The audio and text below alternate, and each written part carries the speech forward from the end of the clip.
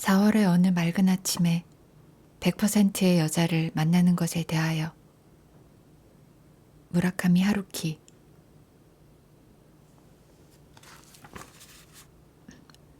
4월의 어느 맑은 아침, 하라주쿠의 뒷길에서 나는 100%의 여자와 스쳐 지나간다. 그다지 예쁜 여자는 아니다.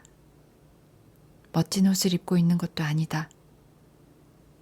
머리카락 뒤쪽에는 나쁜 잠버릇이 달라붙어 있고 나이도 모르긴 몰라도 이미 30에 가까울 것이다. 그러나 50m 앞에서부터 나는 확실히 알고 있었다. 그녀는 내게 있어서 100%의 여자인 것이다.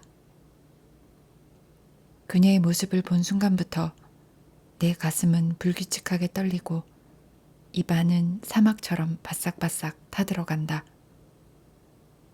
어쩌면 당신에게는 선호하는 여자의 타입이 있을지도 모른다. 예를 들면 발목이 가느다란 여자가 좋다든가, 역시 눈이 큰 여자라든가, 절대적으로 손가락이 예쁜 여자라든가, 잘은 모르겠지만 시간을 들여 천천히 식사하는 여자에게 끌린다든가 하는 그런 느낌일 것이다. 나에게도 물론 그런 기호는 있다. 레스토랑에서 식사를 하면서 옆 테이블에 앉은 여자의 코 모양에 반해 넋을 잃는 경우도 있다. 그러나 100%의 여자를 유형화하는 일은 그 누구도 할 수가 없다. 그녀의 코가 어떤 모양을 하고 있었던가 하는 따위의 일은 나로서는 절대 기억할 수 없다. 아니, 코가 있었는지 어땠는지조차 제대로 기억할 수 없다. 내가 지금 기억할 수 있는 것은 그녀가 그다지 미인이 아니었다는 사실뿐이다. 뭔가 이상한 일이다. 어제 100%의 여자와 길에서 스쳐 지나갔어. 라고 나는 누군가에게 말한다. 미인이었어? 라고 그가 묻는다. 아니, 그렇진 않아. 그럼 좋아하는 타입이었겠군. 그게 기억나지 않아. 눈이 어떻게 생겼는지, 가슴이 큰지 작은지 전혀 아무것도 기억나지 않아. 그거 이상한 일이군. 이상한 일이야. 그래서 뭔가 했나? 말을 건다든가 뒤를 밟는다든가 말이야. 라고 그는 지루하다는 듯이 말했다. 아무것도 하지 않았어. 그저 스쳐 지나갔을 뿐. 그녀는 동쪽에서 서쪽으로, 나는 서쪽에서 동쪽으로 걷고 있었다. 무척 기분 좋은 4월의 아침이다. 다만 30분이라도 좋으니까 그녀와 이야기를 하고 싶다고 나는 생각한다. 그녀의 신상에 관해 듣고 싶기도 하고 나의 신상 이야기를 털어놓고 싶기도 하다. 그리고 무엇보다도 1981년 4월의 어느 해맑은 아침에 우리가 하라주쿠의 뒷길에서 스쳐 지나가게 된 운명의 경위 같은 것을 해명해보고 싶다고 생각한다. 거기에는 틀림없이 평화로운 시대의 낡은 기계처럼 따스한 비밀이 가득할 것이다. 우리는 그런 이야기를 하고 나서 어딘가에서 점심 식사를 하고 우디 앨런의 영화라도 바도 호텔바에 들러 칵테일이나 뭔가를 마신다. 잘 되면 그 뒤에 그녀와 자게 될지도 모른다. 가능성이 내 마음의 문을 두드린다. 나와 그녀 사이의 거리는 벌써 15m 정도로 가까워지고 있다. 그런데 나는 도대체 어떤 식으로 그녀에게 말을 걸면 좋을까? 안녕하세요. 단 30분이라도 좋으니까 저와 이야기를 나누지 않겠습니까?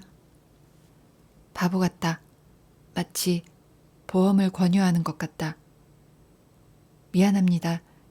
이 근처에 24시간 영업하는 세탁소가 있습니까? 이것도 바보 같다. 우선 나는 세탁물을 담은 백조차 지니고 있지 않지 않은가. 어쩌면 솔직하게 말을 꺼내는 편이 좋을지도 모른다. 안녕하세요. 당신은 나에게 100%의 여자입니다. 그녀는 아마도 그런 대사를 믿지 않을 것이다. 그리고 혹시 믿어준다고 해도 그녀는 나와 이야기 같은 건 하고 싶지 않다고 생각할지도 모른다.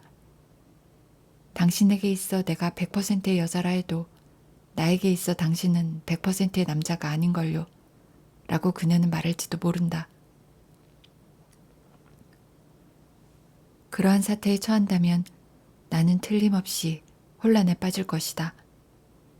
나는 벌써 32살이고 결국 나이를 먹는다는 것은 그런 것이다. 꽃가게 앞에서 나는 그녀와 스쳐 지나간다. 따스하고 자그만 공기덩어리가 내 피부에 와 닿는다. 아스팔트로 포장된 길 위에는 물이 뿌려져 있고 주변에는 장미꽃 향기가 풍긴다. 나는 그녀에게 말을 걸 수도 없다. 그녀는 흰 스웨터를 입고 아직 우표를 붙이지 않은 흰 사각 봉투를 오른손에 들고 있다. 그녀는 누군가에게 편지를 쓴 것이다. 그녀는 무척 졸린 듯한 눈을 하고 있었으므로 어쩌면 밤새 그것을 썼을지도 모른다. 그리고 그 사각 봉투 속에는 그녀에 관한 비밀이 전부 담겨 있을지도 모른다. 몇 걸음인가 걷고 나서 뒤돌아보았을 때 그녀의 모습은 이미 사람들 틈으로 사라지고 없었다. 물론 지금은 그때 그녀를 향해 어떤 식으로 말을 걸었어야 했는지를 확실히 알고 있다. 그러나 어떻게 한다 해도 꽤 긴 대사였기 때문에 틀림없이 능숙하게 말할 수는 없었을 것이다. 이런 식으로 내가 하는 생각은 언제나 실용적이지 못하다. 아무튼 그 대사는 옛날 옛적에로 시작해 슬픈 이야기라고 생각하지 않습니까? 로 끝난다.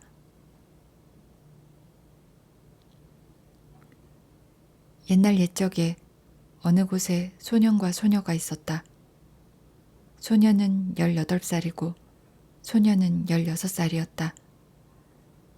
그다지 잘생긴 소년도 아니고 그리 예쁜 소녀도 아니다. 어디에나 있는 외롭고 평범한 소년과 소녀다. 하지만 그들은 이 세상 어딘가에는 100% 자신과 똑같은 소녀와 소년이 틀림없이 있을 거라고 굳게 믿고 있다. 어느 날 두 사람은 길모퉁이에서 딱 마주치게 된다. 놀랬잖아.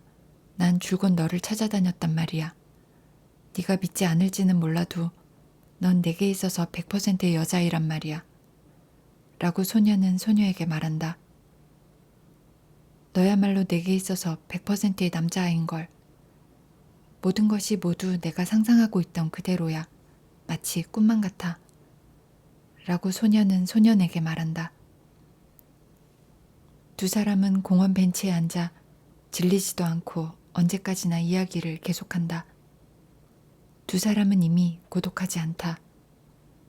자신이 100%의 상대를 찾고 그 100%의 상대가 자신을 찾아준다는 것은 얼마나 멋진 일인가. 그러나 두 사람의 마음속에 약간의 극히 사소한 의심이 파고든다. 이처럼 간단하게 꿈이 실현되어 버려도 좋은 것일까 하는. 대화가 문득 끊어졌을 때 소년이 이렇게 말한다.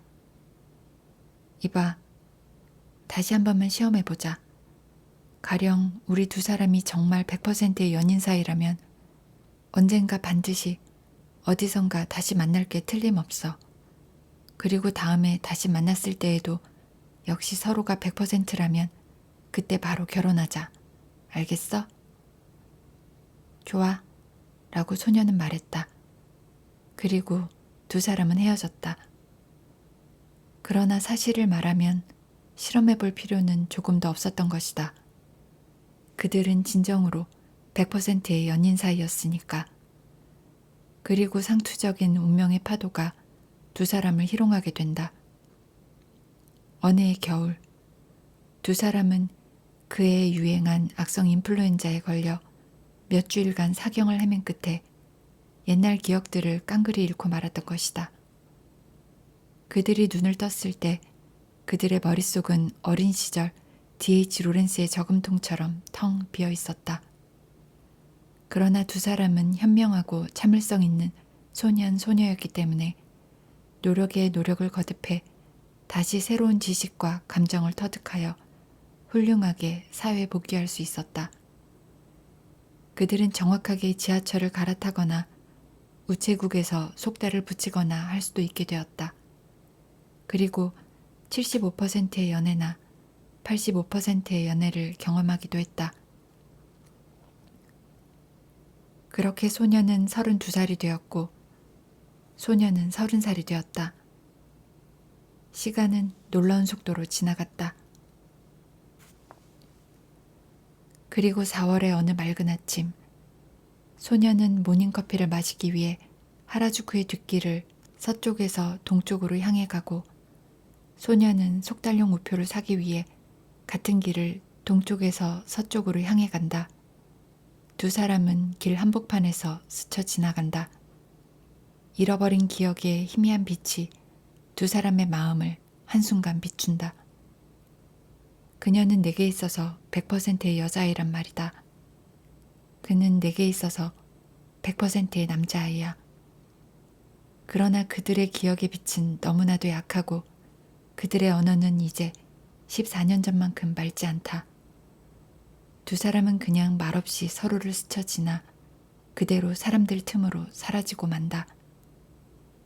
슬픈 이야기라고 생각하지 않습니까? 나는 그녀에게 그런 식으로 말을 꺼내 보았어야 했던 것이다.